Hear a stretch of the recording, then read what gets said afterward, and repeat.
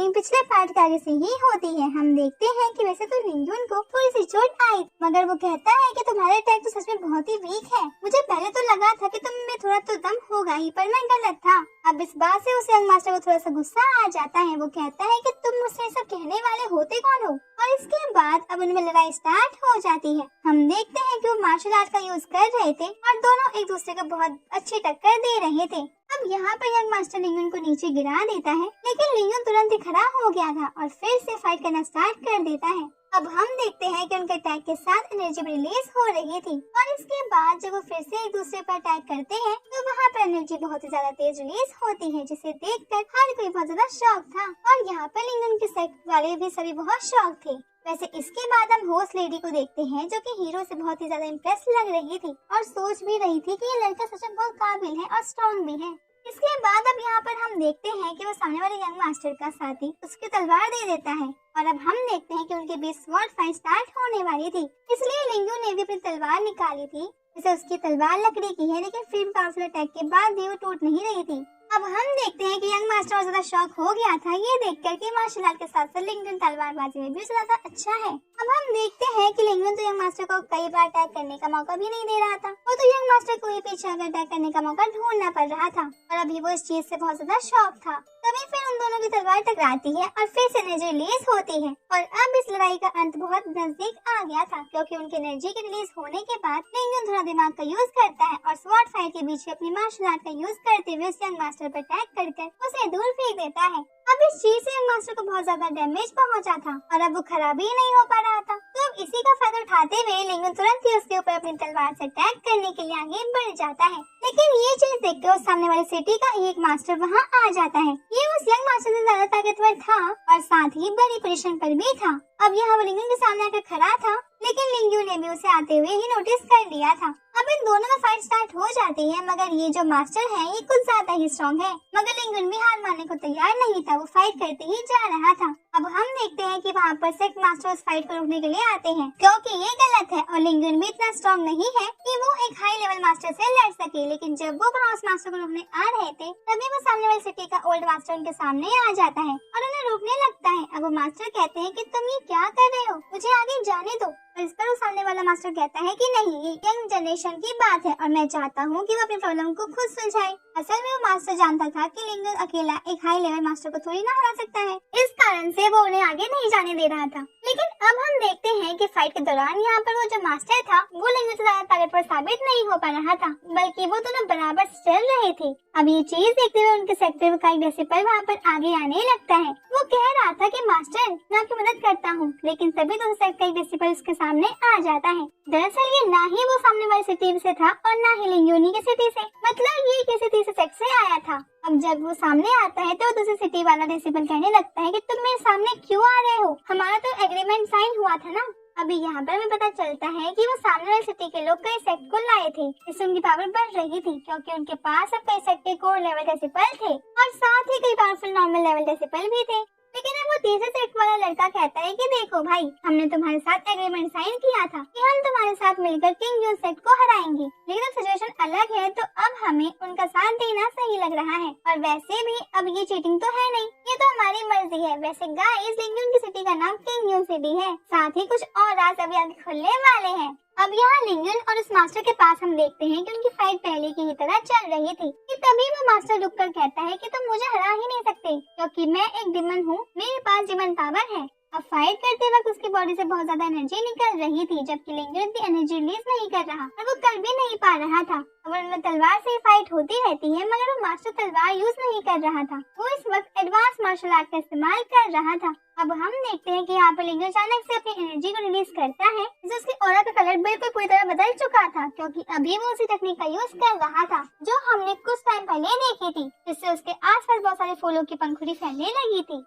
वैसे वो ये पहली बार परफॉर्म कर रहा है, तो अब वो वहाँ हवा में आता है, अपने स्वॉर्ड क्लोन से अटैक करता है। यहाँ वो मास्टर आगे बढ़ रहा था, लेकिन जैसे उसे वो अटैक लगता है तो वो फिर से पीछे आ जाता है और साथ ही अब उसके मन में सबसे पहले यही सवाल आया था कि आखिर टेक्निक है कौन सी। वैसे उसे एक डाउट था, पर अभी वो कंफर्म नहीं था। अब हम देखते हैं कि लिंगयुन वहाँ पर अपनी एनर्जी का यूज करता है, उसकी एनर्जी बहुत पावरफुल थी। अब जैसे ही सबको समझ आता है कि ये क्या है, तो हर कोई शॉक हो जाता है। वैसे हम वहाँ सबको एक एक कर देखते हैं जब लिंगन की तलवार उस मास्टर के चेस्ट पर मारता है तो वो मास्टर भी हटा नहीं था, क्योंकि वो अभी उस सबसे बहुत शौक था। अब वो कहता है कि आखिर तुम ये पावर कैसे यूज कर सकते हो। दरअसल लिंगन के सेट में कोई ये पावर यूज नहीं कर सकता है। इसका मतलब ये नहीं है कि उन्हें परमिशन ना हो, पर ये किसी को वहाँ आती ही नहीं है और ये कोई मामूली टेक्निक भी नहीं है जो हर कोई को आती हो। इसी कारण से इसे सिखाने वाले मास्टर अभी तक उनके सेक्टर को मिले ही नहीं है। लेकिन यहाँ मुझे भी एक डाउट है कि कहीं ये टेक्निक ब्लड लाइन से रिलेटेड तो नहीं, ना टेक्निक सिखाने वाला तो कहीं ना कहीं मिल ही जाता। चलो अब ये तो हमें आगे ही पता चलेगा। अब हम देखते हैं कि उस मास्टर को कुछ नहीं हुआ था, शायद ऐसा उसकी डिमन बॉडी होने के कारण हो रहा होगा, वरना वो तलवार डायरेक्ट हिट होने से उसे थोड़ी बहुत चोट तो लगती ही।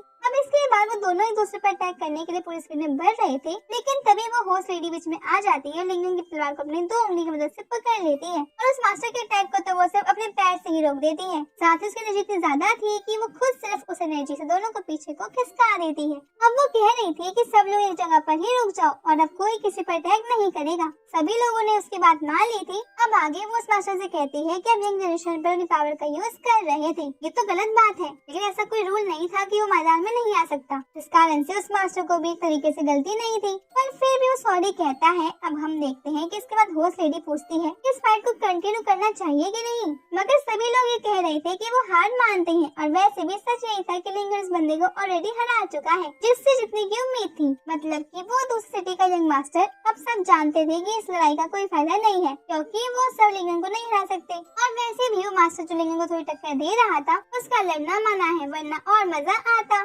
वैसे वो लोग हार मान लेते हैं। फाइनली वो होस्ट लेडी लिंगन को और उसके सेट को विनर घोषित करती है। साथ ही वो बताती है कि इस बार का ग्रैंड प्राइज किंगडम सिटी को जाता है, या फिर ऐसा कह लो कि किंगडम सेट को जाता है। अब इस चीज सेट में सभी लोग जैसे कि वो यंग मास्टर, सभी कॉर्ड डेसिपल्स, साथ ही नॉर्मल डेसिपल्स भी सब बहुत खुश हो रहे थे। और फाइनली सब खत्म होता है और लिंगन वापस से अपने घर लौट कर आता है। यहाँ पर वो बहुत ज्यादा खुश था, लेकिन जब वो आता है तो उसे हर तरह शांति महसूस हो रही थी। साथ ही वहाँ पर कोई भी वाहन नहीं था। अब तभी तो सामने एक पिलर उसका दोस्त जुआन बंधा हुआ दिखता है। उसे देखकर बहुत ज्यादा शॉक हो गया था और जब उसके पास जाकर उसे खोलने लगा था। अब वो उसे पूछता है कि क्या हुआ तुम्हें, लेकिन अभी जुआन कुछ भी बोलने की हालत में नहीं था, क्योंकि वो बेहोश था। अब तभी लिंगन को उसके पास एक लेटर पड़ा हुआ दिखता है। अब लिंगन उसे पढ़ने लगता है। उसमें लिखा था कि जो भी सेटो को पढ़ रहा है वो लिंगन तक ये लेटर पहुंचा देना। और उसके बाद वो लिंगन के उसमें कुछ शब्द लिखता है। जिसने भी वो लिखा था वो कहता है कि चिंता मत करो, मैंने तुम्हारे भाई को जान से नहीं मारा है, क्योंकि उससे मेरा क्या ही फायदा था, मगर एक मार्शल आर्टिस्ट है और साथ ही एक इनर डेसिपल भी है, इसलिए मैंने उससे उसकी सबसे कीमती चीज ले ली है। मतलब मैंने उसके पैरों की एक एक हड्डी को तोड़ दिया है और अब वो कभी चलने की कोशिश करना तो दूर की बात है, बल्कि सोचेगा भी नहीं। अब लिंगन को इस चीज से बहुत ज्यादा गुस्सा आ रहा था। अब वो उस लेटर को वही फेंक देता है, पर तभी जुआन को थोड़ा थोड़ा होश आता है। यहाँ पर जुआन लिंगन से कुछ कहने की कोशिश कर रहा था। अब लिंगन थोड़े ध्यान से सुनता है तो जुआन कह रहा था कि ये सब वैंग नीम में किया है। साथ ही वो बताता है कि वो तब ओल्ड मैन को देखने के लिए गया था, उनकी हालत बहुत खराब थी। साथ ही वो कहता है कि तुम मुझे यहीं छोड़ दो और अभी उन्हें देखने के लिए जाओ। अब इसी वक्त वहाँ पर यंग मास्टर और उनके 2 साथी आ जाते हैं। अब वो भी ये सब देखकर बहुत ज्यादा शॉक थे। यहाँ लिंगन यंग मास्टर से कहता है कि मुझे कहीं पर जाना है, प्लीज आप उसका ख्याल रखिएगा, इसे इलाज की सख्त जरूरत है। इसके बाद लिंगन ओल्ड मैन के पास मतलब स्वॉर्ड पवेलियन पहुँचता है। अब यहाँ वो देखता है कि ओल्ड मैन तो नीचे पड़े हुए हैं। अब जैसे ही वो उनके पास जाता है तो उसे पता चलता है कि ओल्ड मैन पहले ही जा चुके हैं। अब इस चीज से लिंगन अचानक से बिल्कुल टूट चुका था। भले ही वो अभी खुद को स्ट्रॉन्ग बनाने और ट्रेन करने के लिए अकेला रह रहा था, लेकिन ओल्ड मैन को होते हुए खुद को कभी अकेला नहीं पाया था। वैसे असल में जो उसके लिए सब कुछ थे और जिसने उसे इतना बड़ा किया, ख्याल रखा, आज वो उसे के लिए गड्ढा खोद रहा है। यहाँ उसके आँख से आंसू तक नहीं रुक रहे थे, लेकिन उसी वक्त ये आंसू से पानी की जो कुछ बूंदी होती है। लेकिन चलो अब कान से नहीं भटकना है, वरना रोना आ जाएगा। अब यहाँ लिंगन कह रहा था कि आपने मुझसे कहा था कि आपकी डेथ के बाद मैं ही आपकी कब्र खोदूं, मगर मुझे लगा नहीं था कि आप इतने जल्दी मुझे छोड़ जाओगे। इसके बाद से एक बॉक्स लगता है जो कि ओल्ड मैन ने लिंगन के लिए ही रखा था और खासकर कहा था कि इसे तभी ओपन करना जब मैं इस दुनिया में ना हूँ। अब जब लिंगन इसे ओपन करता है उसमें एक लेटर मिलता है। इसमें लिखा हुआ था कि अगर तुम सच में ये लेटर पढ़ रहे हो, इसका मतलब मैं इस दुनिया में नहीं हूँ। चलो अच्छा है, मुझे इस चीज की खुशी है कि आखिरकार इतने सालों के दुख को सहन कर मुझे शांति मिल ही गई। और मुझे पता है कि तुमने मुझे कभी कहा नहीं, लेकिन आज तुम उदास तो जरूर होगे, मगर देखो तुम उदास होने की जरूरत नहीं है। वैसे भी मैं अपनी पूरी लाइफ बहुत अच्छे से जी चुका हूँ। शायद तुम्हें पता नहीं होगा, पर तुमने अभी जितनी एज में जितनी दुनिया देखी है ना, लेकिन जब मैं इतनी एज में था तो मैं ना जाने कहाँ कहाँ घूम चुका था। चलो तुम्हारा दुख दूर करने के लिए तुम्हें मेरी कहानी सुनाता हूँ। तुम्हें पता है क्या, तुम्हारे ये सेट है ना, इसे किंगू नाम के आदमी से बताया था और असल में वो मेरा बहुत पुराना दोस्त था। तो वो सुनो, ये बहुत समय पहले की बात है। तुम्हारे पूर्वज मतलब कि जिसने तुम्हारा सेक्टर बनाया है वो किंग डायन सिटी में बहुत ही फेमस माना जाता थे। और जब उसने तुम्हारा सेट बनाया था तो उसके बाद से वो पूरी दुनिया में घूमने फिरने लगे। वैसे तो मेरी किस्मत थी कि मैं उससे मिल पाया। जिस दिन मैं उनसे मिला उसी दिन से हम दोस्त बन गए। लेकिन करीब 30 साल पहले की बात है, हम दोनों एक पुराने टॉम के अंदर एक्सप्लोर करने गए थे। आज भी याद है कि वो टॉम फिन डायनी सिटी के साउथर्न एम्पायर में था। वैसे मुझे लगा नहीं था कि उसके अंदर कुछ ज्यादा कुछ हमें मिलेगा, लेकिन मेरा अंदाजा थोड़ा गलत था क्योंकि हमें वहाँ पर दो चीज मिली थी। एक तो खास पेंटिंग स्टॉल था और दूसरी चीज एक लकड़ी से बनी हुई तलवार थी। मगर उन चीजों का हमें कोई फायदा नहीं हुआ क्योंकि उनके कारण हमें कई मुसीबतों का सामना करना पड़ा और इसी कारण से मैंने अपना दोस्त भी वहीं पर खो दिया। लेकिन उसकी एक आखिरी इच्छा थी कि मैं उस लकड़ी से बनी हुई तलवार को यहाँ उसके लोगों तक पहुँचा दूं और वो जो पेंटिंग थी उसे अपने पास रखूं। तो इसके बाद वापस ये किंगडम सेट में आया। अब मैंने ये तलवार यहाँ पहुँचा तो दी थी, लेकिन मुझे भी नहीं पता था कि असल में ये तलवार क्या है और इसका पावर लेवल क्या है।